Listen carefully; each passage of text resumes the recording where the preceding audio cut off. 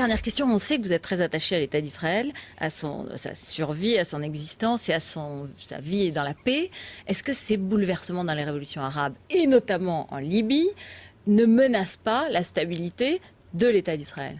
Attendez, je suis plus que très attaché, je suis inconditionnellement attaché à Israël. Je suis un ami inconditionnel d'Israël. Et c'est à ce titre que je vous dis qu'au contraire, ces printemps arabes, je pense que c'est bon pour Israël.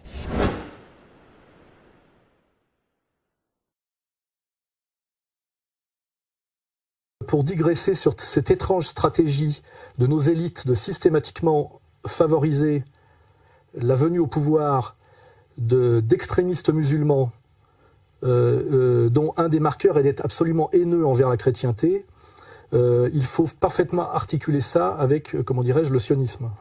C'est les sionistes qui, en dernière instance, ont intérêt à pousser à la haine entre chrétiens et musulmans, c'est-à-dire favoriser un certain islam extrémiste, takfiriste, haineux de la chrétienté, pour que les chrétiens, en retour, aient la haine des musulmans.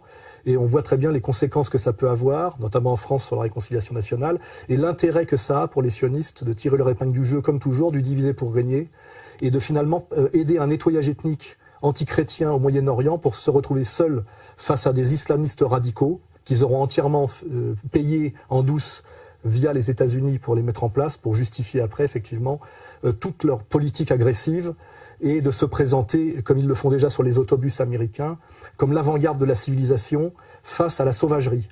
San Francisco's Municipal Transportation Agency has a policy against political ads on its buses, but an ad being displayed now comes pretty close.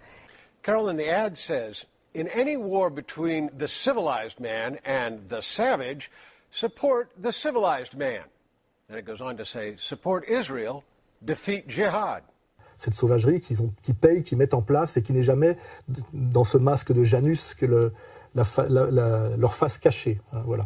Et d'ailleurs là-dessus, je vais en profiter pour lire un extrait de Bainville, dont j'ai fait la promotion la dernière fois pour son Histoire de France, que je vais sortir de cet excellent bouquin là qu'on va rééditer bientôt, Le monde contre soi. Voilà ce que disait Bainville du sionisme en 1937.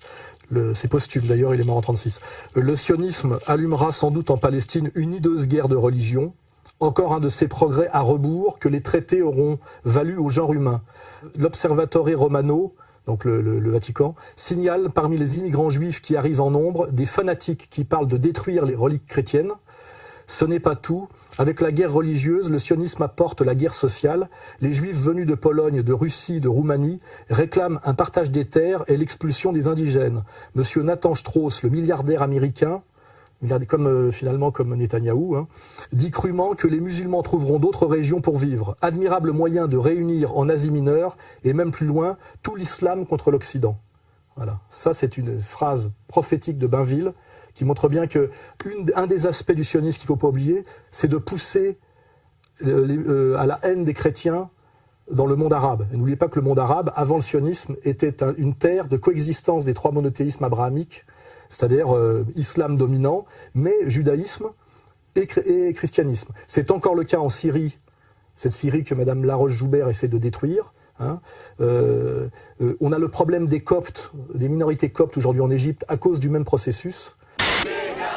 Une église copte de la ville d'Alexandrie a été frappée par un attentat sanglant la nuit dernière. Le dernier bilan fait état d'au moins 21 morts et d'une quarantaine de blessés. L'attentat, selon des sources divergentes, aurait été provoqué par une voiture piégée ou par un kamikaze. L'église copte égyptienne est sous la menace du mouvement terroriste Al-Qaïda depuis le mois de novembre. Et on a eu la même chose d'ailleurs dans l'Irak de Saddam Hussein. N'oubliez pas que Tarek Aziz était un ministre chrétien. Et systématiquement, le sionisme, une des buts et des conséquences du sionisme, c'est les deux, c'est la destruction du monde chrétien. Il ne faut pas oublier ça. Et que finalement, chaque fois que je réfléchis à l'histoire, la vraie haine du sionisme, pris au sens, je dirais, le plus mythique du terme, c'est la haine du christianisme, et du christianisme authentique, qui est d'abord le catholicisme et ensuite la religion orthodoxe. On ne parlera pas de la religion réformée, qui elle a été, malgré les les écrits de Luther, a été totalement racheté et retourné progressivement pour devenir finalement une antichambre et comment dirais-je, un judaïsme de substitution. Voilà.